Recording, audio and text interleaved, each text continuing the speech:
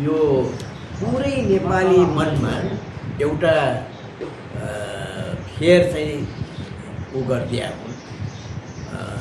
त्यो इम्बडिमेन्ट राजा महेन्द्र त छैनन्, उनका विरोधीले पनि एउटा उनले छोडेको एउटा लिगेसी जस्तो मैले के देखेको छु भने यो इन्डियाले चाहिँ नेपाललाई खान्छ भन्ने एउटा जुन हाम्रो नेपालीहरूमा साधारण थाहा छ नि, त्यो विचारको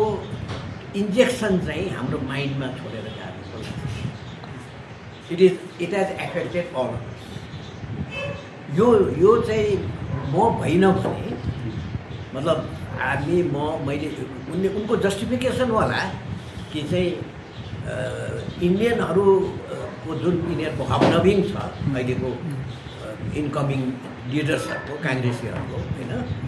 सो यिनीहरूको हबनबिङमा कतै कतै यो देशलाई एउटा प्रान्त बनाइदिला भन्ने एउटा डर चाहिँ कतै कतै त्यो जुन उनको थियो त्यो चाहिँ नि कुनै न कुनै रूपमा हरेक नेपालीमा चाहिँ त्यो पुर्याएको छ। आई डोन्ट नो अबाउट अब मैले अलिक बायस भएर भने होइन, तराईका मान्छेमा कति छ यो कुरा त्यो भन्न सक्दिनँ, तर अरू नेपालीहरूमा चाहिँ यो एउटा तिमीहरू होस् गर अथवा त्यो कुरा चाहिँ हिजो एउटा त्यो मैले सर्कुलेट पनि गरेको छु सजगमा एउटा सर्कुलेट गरेको छु, त्यो कसो किताबलाई कोट गरेर त्यो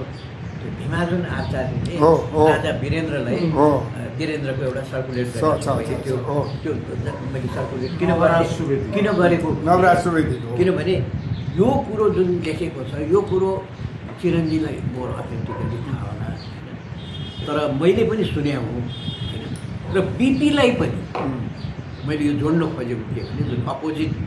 एन्ड अफ द स्पेक्ट्रममा जुन बसे नि, न त त्यो टुगेदर होइन, वेभलेन्थ पनि उस्तै लाग्छ मलाई त महेन्द्र र बिपी। अनि त्यहाँ पनि बिपीले पनि किन फर्के त भन्ने कुराहरू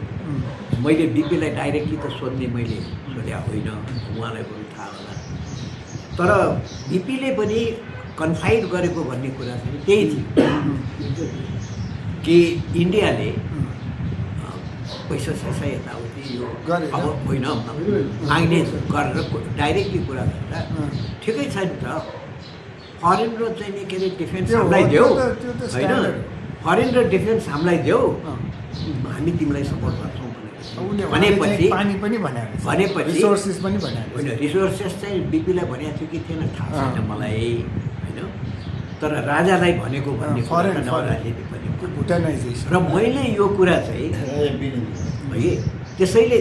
चाहिँ के भनेदेखि बिपी पनि त्यही पोइन्टबाट फर्केको है, त्यसैले बिपीलाई एक थरी मान्छेले जति जुन गाली गर्छन् नि, म के भन्छु भने बिपीको नेसनल लोयल्टीमा हुनु हो सुरुमा he was a romantic hero romantic होइन, कथा लेख्ने एक्टर हिरो नै हो होइन नेपालमा, अनि उसलाई त्यो थियो होला, तर स्लोली रियलाइज प्राइम मिनिस्टर भएपछि पनि नेहरूसँग पनि वर्ड अफ एक्सचेन्ज भएको छ। नेहरूसँगसम्म त उनको राम्रो छँदै थिएन, किनभनेदेखि उनी समाजवादी जयप्रकाशका फलोवर थिए, नेहरूको उभा हुनाले नेहरूसँगको डिफ्रेन्सेस काङ्ग्रेससँग उनको थिएन, तर पनि नेसनलिटीको उसको हिसाबले त्यो चाहिँ हुन्छ। र अर्को कुरो नेहरूलाई पनि इन्डियनमा पनि अहिलेको नेता त भन्दिनँ है म, अहिलेका यो अक्टोपस जस्ताहरू चाहिँ भन्न सक्दिनँ, र नेहरूको चाहिँ नि ग्लिम्सेस अफ द वर्ल्डमा जब मलाई जहाँसम्म लाग्छ Nepal was the only nation Asian nation to challenge the British भन्ने कुरो उनले लेखेका छन्, त्यो परेको छ। त्यसैले Nehru had a respect for Nepal sovereignty भन्ने कुरा चाहिँ म चाहिँ विश्वास गर्छु। उनको एडभाइजरमा कति थियो म भन्न सक्दिनँ, तर के भने he was a man of conviction, र मलाई मेरो रिगार्ड पनि छ नेहरूप्रति, र उसको किताब त्यो पढेपछि त्यो किताबैबाट म प्रभावित पनि भएको। त्यसैले हामी फेभरेबल हुन्छ नेपाल इन्डिपेन्डेन्ट भयो भने इन्डियालाई नै फाइदा हुन्छ भन्ने कुरा पनि थियो होला त्यो पनि थियो क्या होला होइन हामीले त्यहाँ नर्थ इस्टमै कन्ट्रोल गर्न नसकिराखेको ठाउँमा यो सब कुराहरू नेपाल इन्डिपेन्डेन्टलाई कसैले भएको हामीलाई राम्रो हाम्रो निम्ति one more vote in United nations भने बोर्डर पनि त हो बोर्डर त्यसैले त्यो चाहिँ नि उनको एडभाइजरसँग पनि नहोला त्यसैले म चाहिँ मेरो विचारले चाहिँ के लाग्छ भनेदेखि यो राजा महेन्द्रको उसमा यो कुरा चाहिँ बिपीको पनि उसको पनि एउटै पोइन्टमा आछ कि हामी सर्टेन चिजमा कम्प्रोमाइज गर्दैनौँ म पानीको अलिकति उहाँ भएको बेला भन्नुपर्ने पानीको कुरा सधैँ भन्छु इन्डियासँग पावरको कुरै नगर्नु पानी हेर्नु राजा वीरेन्द्रले एकचोटि विराटनगरमा कि कहाँ चाहिँ हाम्रो सभामा हुँदाखेरि हामी जाँचबुझ केन्द्रको टिमलाई चाहिँ नि देखाएर चाहिँ नि यो म्याप एकचोटि हेर भनेर भनेको त्यो के थियो भनेदेखि कोशी प्रोजेक्टको कनालहरूको इन्डियाप्रतिमा कति हेक्टर सिँचाइ गर्छ नेपालमा हाम्रो कति ब्यारेन्स छ हाम्रो कति छ very beautifully he understood what India wanted, not power. He knew India wanted water. त्यो कुरो त महाकालीमा ब्रिटिसले लगेदेखिको हामी नेपाललाई थाहा हुनुपर्ने हो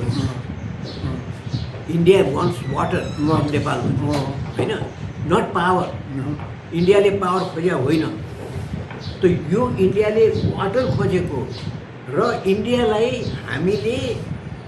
जसरी भए पनि के गर्नुपर्छ भने रेगुलेटेड वाटर हामी तिमीलाई दिन्छौँ भनेर त्यसको पैसा तिमी एन्डमा तिर या बिचमा तिर तिमी किन्ने मात्रै गर तिमी इन्भेस्ट गरेर गर्छौ या ऊ गर्छौ यो पावरको प्रोजेक्ट अथवा इरिगेसन प्रोजेक्टमा या ऊ गर्दाखेरि यो मैले त जलवालालाई सधैँ भनेको छु कि don't argue with them about power यो एक्सचेन्ज भनेर it is the water that they power हजुरले के थियो इलेक्ट्रिक पावर एक्सचेन्ज भनेर केही पनि भएन होइन